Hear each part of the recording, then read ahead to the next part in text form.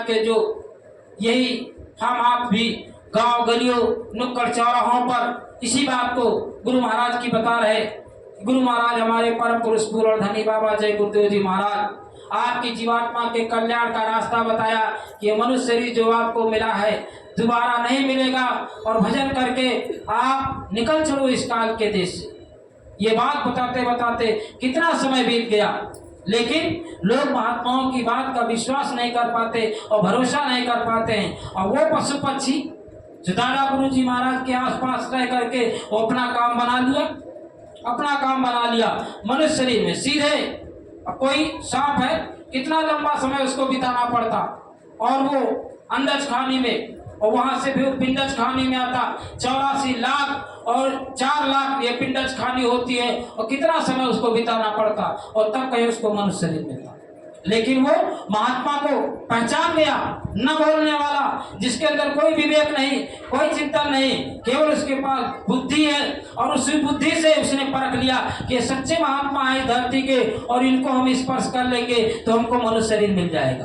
तभी तो वो सांप दादा गुरु जी महाराज के पास आता था, तभी तो वो बिच्छू दादा गुरु जी महाराज के पास आते थे और स्पर्श करके और मनुष्य शरीर पा गए। हो सकता वो सांप हम हो सकता वो बिच्छू आप हो सकता वो पेड़ आप हो। ऐसे हम लोग अलग अलग योनियों से आकर के और मनुष्य शरीर को प्राप्त कर। अब जब मनुष्य शरीर को प्राप्त कर लिया, प्रेमियों हमारे गुरु महाराज भी ये कहते थे पीछे के जन्म से जब आप मनुष्य शरीर पाए हो तो पीछे जिस योनि से आए हो कुछ ना कुछ गुण, कुछ ना कुछ प्रभाव और उसका मनुष्य शरीर पर रहेगा, मनुष्य शरीर पर रहेगा। इसका प्रमाण है। गुरु महाराज इसीलिए कहते थे कि ये जो गाय है इन्हें काटना बंद कर दो। क्यों? क्योंकि अगर गाय को आप बीच में ही काट दोगे ये प्रेत योनि में चली जाएगी और प्रेत योनि में 2-4 साल का समय बिताएगी और जब उसका पूरा समय हो जाएगा और तब वह इसी धरती पर मां के गर्भ में और उसकी जीवात्मा प्रवेश कर जाएगी। और जब प्रवेश करेगी जन्म होगा और जब थोड़ा वह बड़ी हो जाएगी और फिर वही और उसी के अंदर चिड़चिड़ापन, झगड़ालू, ईर्ष्यालु, ऐसी बहुत से, चाहे वो पुरुष हो, अगर वो प्रेत योनि में गई है उसकी जीवात्मा, या चाहे स्त्री हो उसकी अगर गाय कटने पर या बैल कटने पर उसकी जीवात्मा अगर प्रेत योनि में गई है और उसके बाद और जब वो मनुष्य शरीर को पाएगी या स्त्री का शरीर पाएगा तो उसका प्रभाव उस पर रहेगा। बात बात पे झगड़ा और बात बात पर ईर्ष्या, लड़ाई, इस तरह कलह कलेश में और उसका जीवन बिताएगा। वो संगत में भी हो सकता है, वो घर परिवार में भी हो सकता है, वो आपका बेटा बेटी हो सकता है, आपका पति माता कोई भी हो सकता है, पड़ोसी रिश्तेदार कोई भी हो सकता है। परखना आसान है। जो बैल की योनि से आया, जो गाय की योनि से आया उसमें सरलता होगी, उसमें ठंडक होगी, उससे बात करने में आपको आनंद मिलेगा, सहनशीलता होगी उसमें। वो ऐसा गुरु का प्यारा, गुरु भक्त, माता पिता का सम्मान करने वाला, बड़ों का सम्मान, छोटों को प्यार करने वाला होगा, ऐसे जीव हो।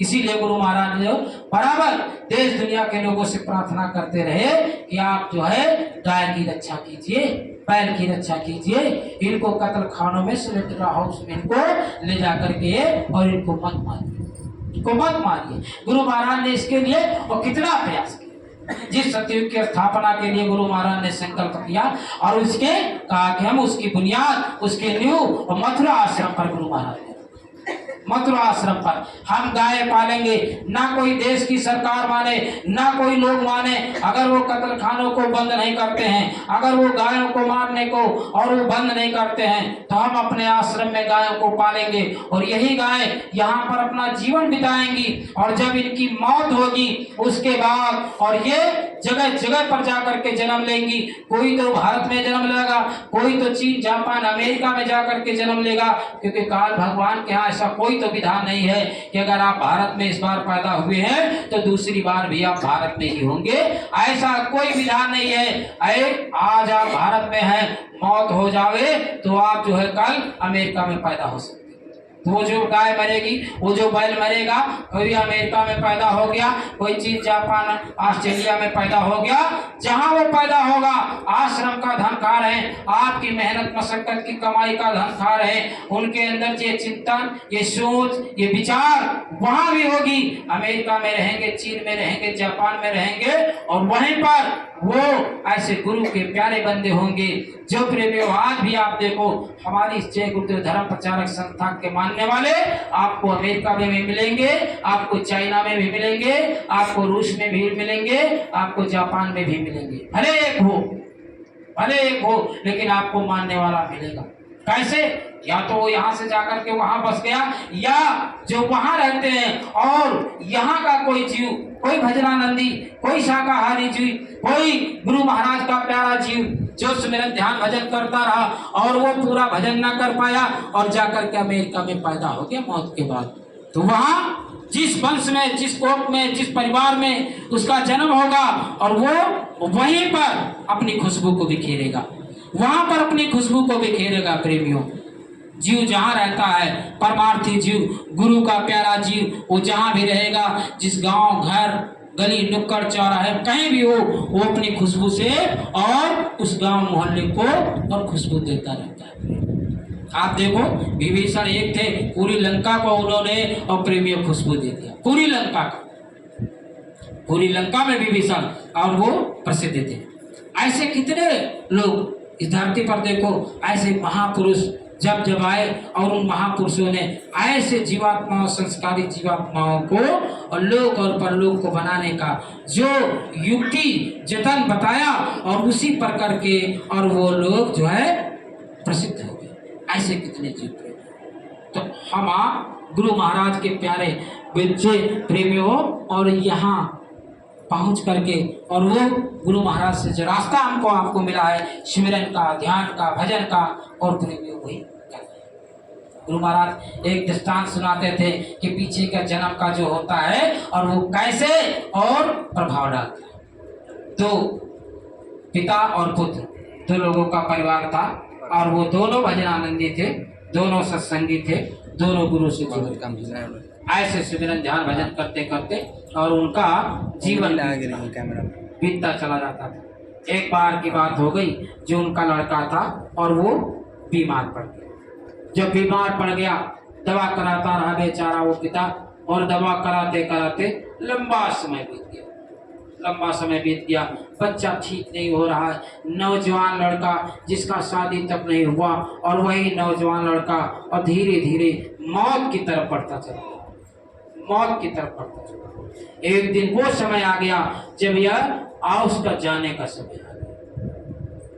बच्चे के लिए पिता बहुत परेशान, बच्चे के लिए, ये हमारा इकलौता बेटा, हमारे जीवन, हमारे बुढ़ापे का सहारा, और ये तो हमें छोड़ करके जाने वाला। इसी बात को और सोच करके वो पिता और अपने उस पुत्र के सामने रोने लगा। फिर तो वो था सत्संगी, वो जानता था कि भाई यहाँ जीना मरना ये तो सब उस मालिक की दया कृपा से कर्मानुसार हो रहा है, लेकिन फिर भी जिसके हम अजीत, जिससे हम प्रेम करते हैं और वो अगर उससे बिछड़न होता है, बिछो होता है, तो रोना तो हृदय में आ ही जाएगा। बच्चा पिता की आंखों में जब देखने लगा कि हमारा पिता हमारे लिए रो रहा है, ये तो भजनानंदी है, गुरु का प्यारा है, और फिर भी हमारे लिए रो रहा है, बच्चे को आत्मज्ञान हो गया, आत्मबोध हो गया। सामने देखता है गुरु महाराज उसको लेने के लिए आ गए, उसने अपने पिताजी से कहा, पिताजी वो आप क्यों रो रहे हो? अरे बेटा मैं तेरे लिए रो रहा हूँ, तू ही मेरा एक लौता सहारा है, और तू जो है अब छोड़ करके मुझको जाने। अरे पिताजी मत रोइए हमारे लिए, इस समय सामने गुरु महाराज हैं, मैं उनको देख रहा हूँ, दया कृपा है गुरु महाराज की, मैं भूत और भविष्य वर्तमान तीनों काल को मैं देख रहा हूँ। कहा तीनों काल को आप देख रहे हो? कहा हाँ। कहा क्या देख रहे हो? कहा पिताजी मैं देख रहा हूँ, पीछे मैं एक नदी के किनारे बबूल का पेड़ था। कहा बबूल का पेड़, मैं नदी के किनारे और खड़ा मैं देख रहा हूँ। हमारे गुरु महाराज और उधर जाते थे नित्य क्रिया के लिए, और नित्य क्रिया के बाद उसी बबूल की टहनी को तोड़ करके और वो अपना मुंह साफ करते थे, यानी दांतों को साफ करते। ऐसा करते करते और वो रोज जब गुरु महाराज ऐसा करते रहे और उन्हीं की दया कृपा से और वो बबूल एक दिन सूख गया, और सूखने के बाद हमारी जीवात्मा और मनुष्य शरीर के अंदर प्रवेश कर गई। हम आपके बच्चे के रूप में वो पैदा हुए, यानी हम वो बैल की योनि से नहीं आए, हम तो बबूल की पेड़ की योनि से पीछे के। हम सत्संग, हम सेवा, हम गुरु भक्ति, हम सुमिरन ध्यान भजन ये सब तो कर रहे हैं, लेकिन गुरु महाराज की नजर में जिस तरह से सुमिरन ध्यान भजन होना चाहिए और उस तरह से सुमिरन ध्यान भजन हम नहीं कर पा रहे। हमारे अंदर वो जो पेड़ जड़ योनि से आया है वो जड़ता और यहाँ इस मनुष्य शरीर में भी विराजमान है। तो कहा बच्चा, फिर कहा अब मैं लेकर आया हूं कि आगे ये हमारा जो मनुष्य शरीर छूटेगा तो अब गांव में पास का पड़ोस में एक सत्संगी का परिवार है, वहां हमारे लिए शरीर बन करके तैयार है। माँ के गर्भ में कहा शरीर बनकर के तैयार है, हमारी जीवात्मा यहाँ से निकलेगी और उसी शरीर में प्रवेश कर जाएगी। और पिताजी जब कभी आपको मिलना हो वो आप आना, और उस घर में जब आप आओगे और तो हम आपको मिलेंगे, हम आपके मिलेंगे, केवल शरीर बदल जाएगा और जीवात्मा तो प्रेमियों कहा पिताजी वही है जो आपसे भी यहाँ बात कर।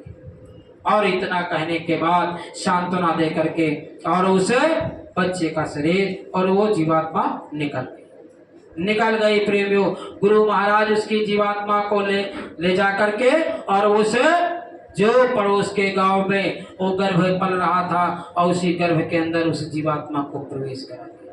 प्रेमियों ऐसे कर्मानुसार हमारे आपके घर परिवार, हमारे बेटा बेटी, हमारे माता पिता, हमारे सगे संबंधी, ये सब ऐसे ही हमको ऐसे ही मिलते हैं। प्रेमियों तो गुरु महाराज ये सब दृष्टांत सुनाते थे कि बच्चा ये जो आपको मिल रहे हैं आपके घर परिवार वाले, ये सब आपके कर्मानुसार आपको मिल रहे हैं। पीछे के जन्मों की जड़ता है। अगर आप अंडज खाने से आए हो तो वो जो कीड़े जो अंडे से पैदा होने वाले जीव जंतु उनका जो भाव है वह भी और यहाँ पर कुछ ना कुछ प्रभाव डालता है। इसमें कोई हमारा दोष नहीं है, इसमें कोई आपका दोष नहीं है। ये दोष तो पीछे के जन्म का है कि आप किस योनि से आए हुए, दोष तो उसका है। हम आप इस आध्यात्मिक पाठशाला में गुरु महाराज के इस विद्यालय में इसीलिए तो बराबर आने जाने के गुरु महाराज और हमको आपको आदेश देते थे कि बच्चा सत्संग में आप बराबर आते रहो। सत्संग में आने से ही आपके अंदर वो विवेक की जागृति होगी, आपके अंदर वो सोच चिंतन विचार पैदा होगा, आपके अंदर नैतिक चरित्र उठेगा, आप एक अच्छे समाज के निर्माण के विचार उत्पन्न होंगे आपके अंदर, आप भजनानंदी होंगे और आप एक सत्संगी गुरु भक्त कहलाने के लायक होंगे जब आप बराबर और सत्संग में आते हैं। क्योंकि हमारी एक आध्यात्मिक पाठशाला है, इसी विद्यालय में हम आप अपनी बुराइयों को छोड़ते हैं, इसी विद्यालय में हमको आपको सत्संगी बनाया जाता है, इसी विद्यालय में हमको आपको भजनानंदी बनाया जाता है, इसी विद्यालय में हमारी नजरों पर और जो देखना गलत हो गया, जो हमारे कानों का सुनना गलत हो गया, जो वाणी का बोलना गलत हो गया है, ये मन वचन कर्म से हमको शुद्ध करने का ये विद्यालय है। ये विद्यालय है और इसमें बराबर आने की जरूरत है। जब बहुकाल करिए सत्संगा और तवहीं होए संशय भवभंगा। बहुकाल लंबे समय तक जब हम आप और सत्संग में आते जाते रहेंगे। कोई जरूरी नहीं है कि एक ही जन्म में वो आपका जो है पूरा और शुद्ध हो जाए, कोई जरूरी नहीं है। गुरु महाराज तो कहते थे कि बच्चा अगर आपने इस जन्म में भजन नहीं किया, आपके अंदर पूरी शुद्धता नहीं आई, तो आगे फिर आपको मनुष्य शरीर मिलेगा, फिर मनुष्य शरीर मिलेगा। लेकिन उस समय मनुष्य शरीर जो मिलेगा हमारी ये सुख सुविधाएं और फिर नहीं, जो पा चुके सुविधा वो फिर आगे नहीं होगी। प्रेमियों आपको परिवार मिला है, आपको धन दौलत मिली है, आपको शरीर मिला हुआ है, हर प्रकार से आप परिपूर्ण हैं और वैसे में आप भजन नहीं कर पा रहे। जब ऐसे में आप भजन नहीं कर पा रहे हैं तो आगे का जन्म जो आपका होगा, जिस कारण से आप भजन नहीं कर पाए। अगर धन को ही इकट्ठा करने में और पूरा जीवन बीतता चला जा रहा है, इतना आपको मिला है कि उसी को इकट्ठा करने में समय बीत रहा है, भजन नहीं कर पा रहे हैं, तो आगे का जन्म जो आपका होगा और वो फिर जो है और पैसे से रुपए से विहीन हो जाएंगे, आप बिल्कुल गरीब हो जाएंगे। पैसे के लिए आपको अगर आप जो है परिवार की वजह से भजन नहीं कर पा रहे हैं कि भाई ये बेटा बेटी हैं, इनको पढ़ाना लिखाना है, इनकी शादी विवाह करना है, शादी विवाह करने के बाद और फिर आपके पोते नाती संती हो गए, अब उनकी सेवा में आपका समय बीतने उनकी सेवा में समय बीतने लगा, क्योंकि ये तो पूरे जीवन का ठेका लोग ले रखते हैं कि भाई परिवार का तो हम करेंगे। बहुत से लोग बुजुर्ग हो जाते हैं और फिर भी वो जो है उसी परिवार के लिए उसी के लिए ना संगत में सेवा कर पाते हैं, ना अपना भजन कर पाते हैं, केवल उसी को इकट्ठा करने। और बुढ़ापे में तो और भाई अभिलाषा और तेज हो जाती है, महत्वाकांक्षाएं और तेज हो जाती हैं बुढ़ापे में।